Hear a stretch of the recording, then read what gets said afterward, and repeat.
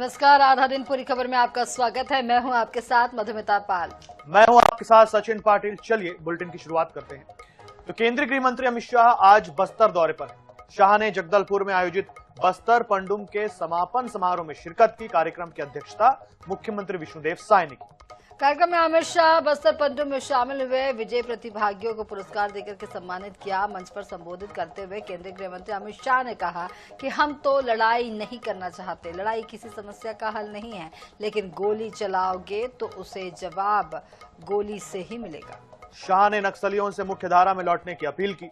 साथ ही उन्होंने कहा कि 5 साल में बस्तर को विकसित संभाग बनाएंगे।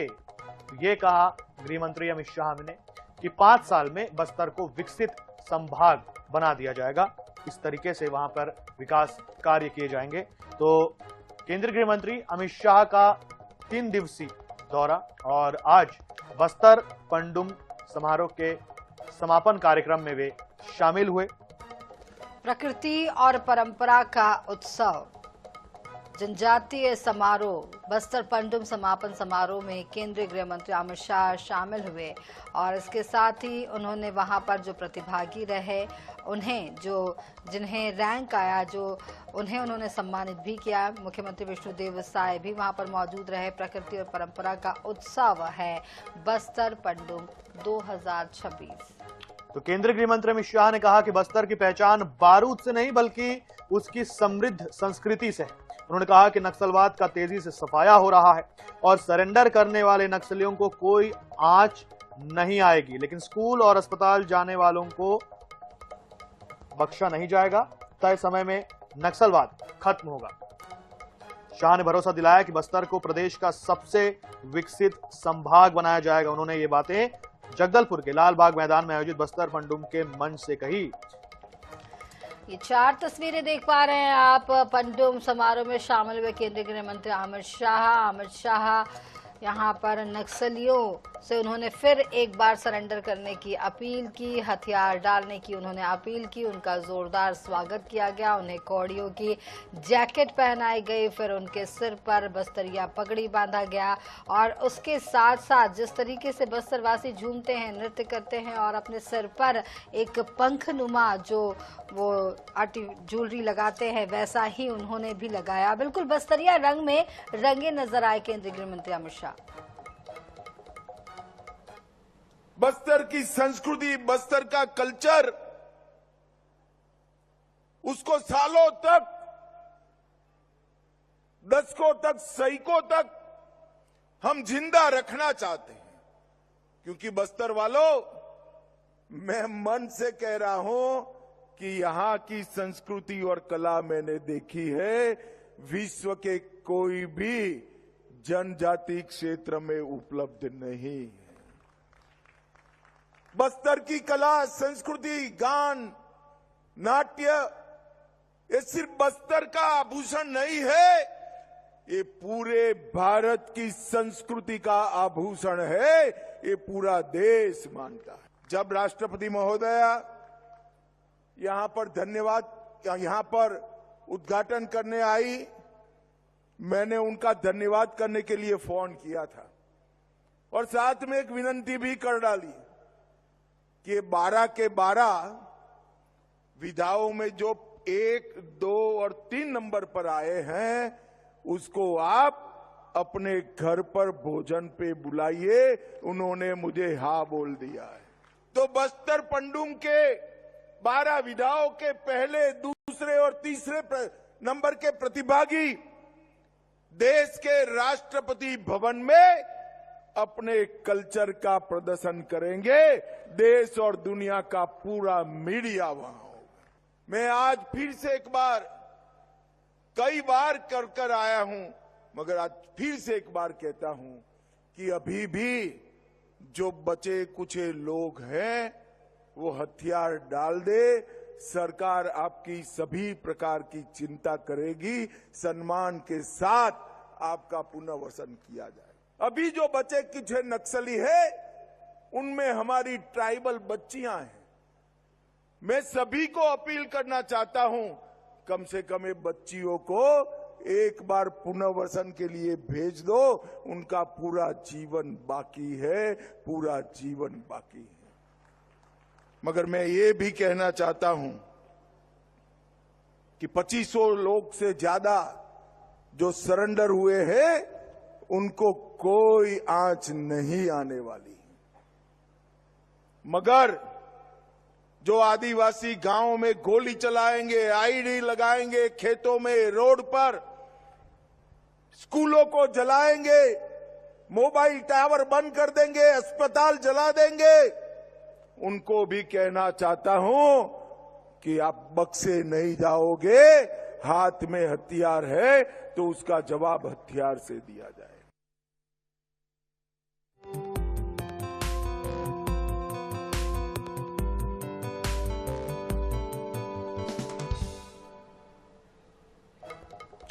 इस वक्त बड़ी खबर निकल कर आ रही है जशपुर से। एसडीएम न्यायालय में पेशी पर आए दो पक्षों में झड़प, अवैध निर्माण को लेकर के पहुंचे थे न्यायालय।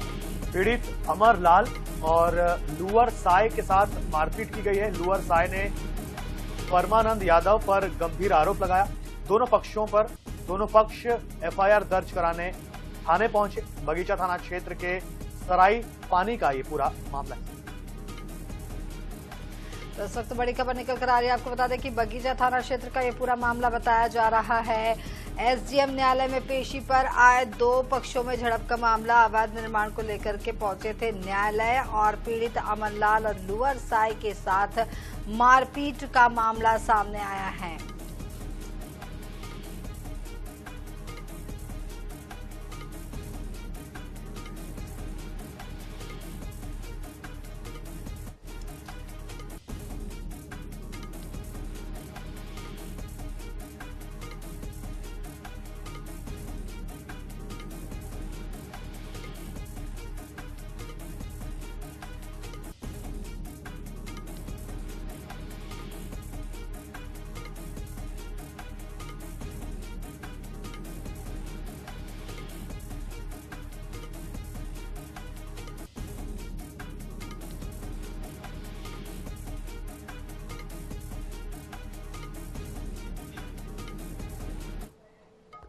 आगे बढ़ेंगे। ग्वालियर अंचल की सड़कों पर इन दिनों स्ट्रीट डॉग यानी कि आवारा कुत्ते लोगों के लिए काल बनकर घूम रहे हैं। प्रशासन की तरफ से इनकी रोकथाम के लिए कोई ठोस कदम नहीं उठाए गए। इसका खामियाजा आम जनता को भुगतना पड़ रहा है। ग्वालियर में रेबीज से 6 साल के बच्चे की मौत हो गई है। चौंकाने वाली बात यह है कि मृतक को 3 डोज एंटी रेबीज वैक्सीन भी लगी हुई थी, बावजूद इसके संक्रमण ने जान ले ली। स्वास्थ्य विभाग अब मामले की जांच के लिए इस्तेमाल किए गए इंजेक्शन के सैंपल की टेस्टिंग कराएगा। बता दें कि ग्वालियर अंचल में रेबीज के कारण पिछले 5 दिनों में 3 लोगों की मौत हो चुकी है।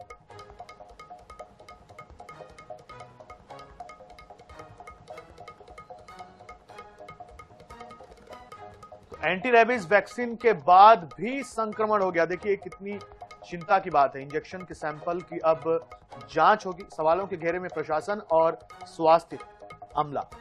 यहां रेबीज का कहर देखने को मिल रहा है। ग्वालियर की हम बात कर रहे हैं, जहां आवारा कुत्ते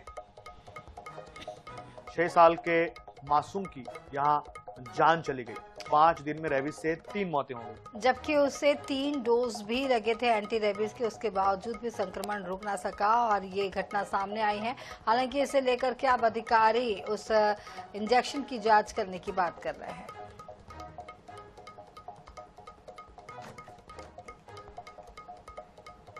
इधर बात करते हैं धमतरी की, जिले के दुगली थाना क्षेत्र की, जहां के मुनईकेरा गांव में धर्मांतरित व्यक्ति के शव दफनाने को लेकर के बवाल हो गया। ग्रामीणों ने धर्मांतरित व्यक्ति के शव को बाड़ी में दफनाने का विरोध किया, जिसके बाद प्रशासन की टीम ने रात में ही शव को बाहर निकालकर अपने कब्जे में ले लिया। गांव में तनाव के चलते पुलिस बल तैनात कर दिया गया है। साथ ही ग्रामीणों को शांति बनाए रखने की अपील की जा रही है। जानकारी के अनुसार मृतक का नाम जलग सिंह नेताम है, जिन्होंने करीब 15 साल पहले ईसाई धर्म अपनाया था। मृतक के निधन के बाद परिजनों ने गांव में स्थित निजी बाड़ी में शव को दफना दिया था। जिससे ग्रामीणों में भारी आक्रोश फैल गया है और ये धर्मांतरण के मामले को लेकर के लगातार इस तरह के मामले समय समय पर सामने आ रहे हैं। 15 साल पहले मृतक ने अपनाया था ईसाई धर्म। शव को दफनाने को लेकर के बवाल का मामला। ग्रामीणों ने बाड़ी में शव दफनाने का विरोध किया। प्रशासन ने निजी बाड़ी से शव को बाहर निकलवाया।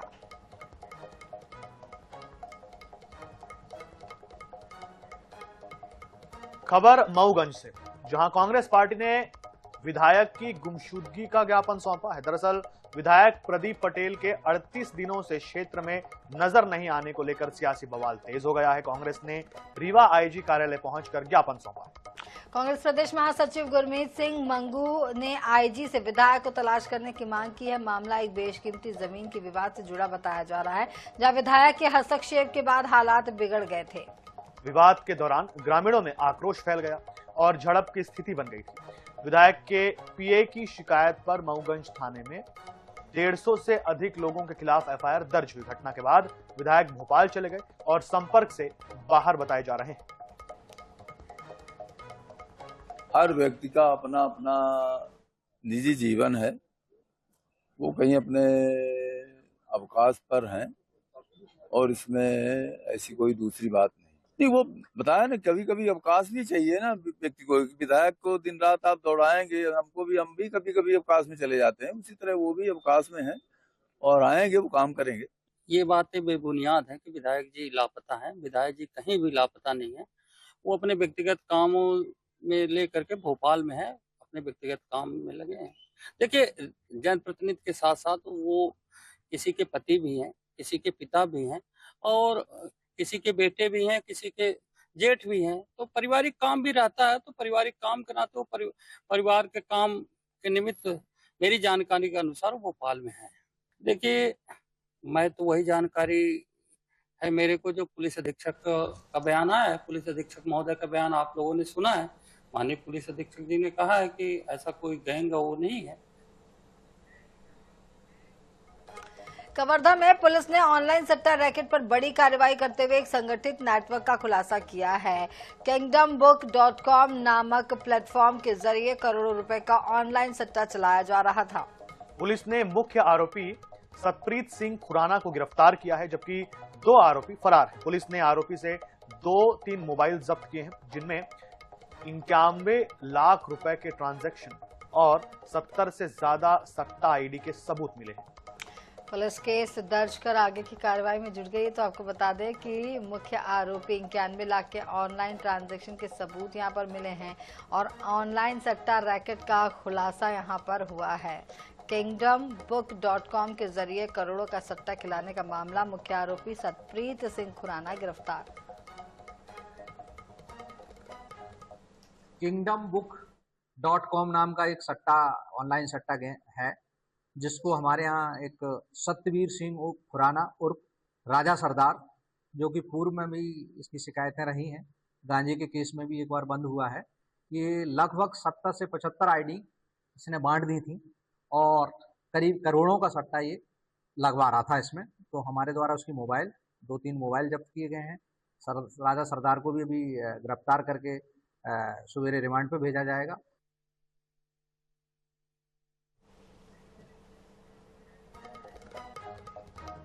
जबलपुर से इस वक्त बड़ी खबर निकल कर आ रही है। 2 शराबी युवकों ने की कार सवार की हत्या। कार और बाइक की मामूली भिड़ंत पर हुआ था विवाद के बाद युवक की चाकू मारकर हत्या। गोकलपुर के दुर्गा मंदिर के पास की घटना बताई जा रही है। कांग्रेस पार्षद ने रांझी थाना पुलिस पर अब सवाल उठाए हैं। कांग्रेस पार्षद ने रांझी थाना पुलिस पर सवाल उठाए हैं। 2 शराबी युवकों ने कार सवार की हत्या कर दी। क्यों कर दी? कार और बाइक की मामूली भिड़ंत पर विवाद हुआ और इस वजह से हत्या कर दी। विवाद के बाद युवक की चाकू मारकर हत्या कर दी।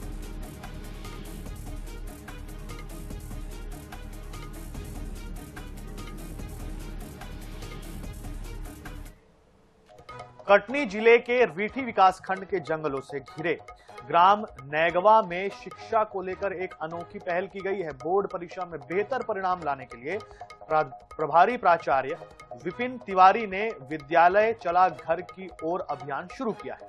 जिन छात्र छात्राओं की खेती घरेलू कामों के कारण स्कूल में उपस्थिति कम हो रही थी, उनके लिए शिक्षक खुद जंगल और खेतों तक पहुंचे हैं और वही कक्षा लगाई है। खेतों में पढ़ाई शुरू होते ही बच्चों में फिर से सीखने का उत्साह नजर आया। इस अनोखी पहल से न सिर्फ बच्चों को पढ़ाई से जोड़ा जा रहा है, बल्कि अभिभावकों को भी शिक्षा के महत्व के प्रति जागरूक किया जा रहा है। क्षेत्र में इस प्रयास की सराहना हो रही है। 12वीं की परीक्षाएं सिर पे हैं और हम देखते हैं कि हमारे आदिवासी अंचल में अधिकतर जो बच्चे हैं वो विद्यालय नहीं आते, अपने दैनिक कार्यों में अपने माता पिता का हाथ बताते हैं, क्योंकि वहाँ एक मजदूरी एक ऐसा माध्यम है। वर्तमान में सरसों की कटाई चल रही है, सारे बच्चे हमारे वहीं चले जाते हैं। हमने काफी बुलाने का प्रयास किया, पर उसके बाद अब हमने तय किया है कि विद्यालय चला आप घर की ओर। शाम के जब हमारा स्कूल बंद होता है उसके बाद 1 घंटे के लिए हम उनके घर जाते हैं। यदि घर में बच्चा नहीं मिलता तो हम जहाँ खेत में रहते हैं वहीं पर अपनी क्लास प्रारंभ करते हैं, ताकि उसका सब्जेक्ट छूटे ना। और सक्सेस 3.0 जो जिला प्रशासन चला रहा है उसकी सफलता के लिए हम ये सब काम कर रहे हैं। पूरे देश में एकल नाटक का मंचन कर रहे जम्मू कश्मीर निवासी कलाकार लकी गुप्ता जबलपुर पहुंचे। भंवरताल के रानी दुर्गावती गार्डन में उन्होंने बच्चे की कहानी पर आधारित एकल नाटक मुझे टैगोर बना दे का मंचन किया। नाटक को युवाओं ने खूब सराहा। इस मौके पर लकी गुप्ता ने कहा कि कला का समाज में विशेष महत्व है और उनका उद्देश्य युवाओं को नाट्य कला से जोड़ना है। कार्यक्रम का जायजा लिया हमारे संवाददाता संजय साहू ने। संस्कारों का शहर संस्कारधानी जबलपुर में एक एकल नाटक हुआ है जिसमें माँ मुझे टैगोर बना दे, और ये एकल नाटक जो है वो जबलपुर रीड्स द्वारा देख सकते हैं कि एक भंवरताल गार्डन है जहाँ पर ये कार्यक्रम मंचन का जो है वो आयोजन यहाँ पर किया गया। और सबसे बड़ी बात यह है कि जो मजे हुए कलाकार हैं जम्मू से आए हुए हैं, सिर्फ इसी के लिए लकी गुप्ता जी हमारे साथ मौजूद हैं जिन्होंने एकल मंचन किया है माँ मुझे टैगोर बना दे। क्या है इसकी थीम, किस प्रकार से रहा है ये नाटक और क्या आपके मन में था? मैं जम्मू से हूँ और कई सालों से नाटक कर रहा हूँ, थिएटर कर रहा हूँ। अभी कुछ लगभग 15 साल से मैं इस नाटक को लेकर पूरे देश में भ्रमण करता हूँ और जगह जगह जाके लोगों के बीच में प्रस्तुति देता हूँ। ये नाटक जो है मूलतः तो शिक्षा पर आधारित है। जो पीड़ित वर्ग है, शोषित वर्ग है देश का, जिनके पास संसाधन नहीं है, जिनके पास शिक्षा नहीं है, उनकी बात कहता है नाटक। पर जो वर्तमान में जो समस्याएं हो रही हैं या होती रही हैं, तो ये एक इम्प्रोवाइज नाटक है। तो मैं वो घटनाओं को, उन चीज़ों को जोड़ के आज के परिवेश में किस तरह से एक व्यक्ति अकेला भी बहुत काम कर सकता है, अकेला भी वो बहुत सारी चीज़ों को जोड़ सकता है। तो मैं अपने नाटक के माध्यम से यही लोगों तक संदेश पहुंचाने की कोशिश करता हूं कि हम अगर चाहें तो बहुत सारी चीज़ें अपने समाज में बदल सकते हैं। तो देख सकते हैं ये लकी गुप्ता जो कह रहे हैं कि कला को लोगों के बीच में जाना। एक सबसे बड़ी बात हम आपसे जानना चाहेंगे कि जबलपुर के बाद अगला पड़ाव क्या? अभी मैं कुछ 1-2 महीना तक यही हूँ मध्य प्रदेश में। अभी कलकत्ता जाऊंगा, फिर उज्जैन जाऊंगा, फिर भोपाल, इंदौर। अभी 1-1.5 महीना यहीं पे हूँ।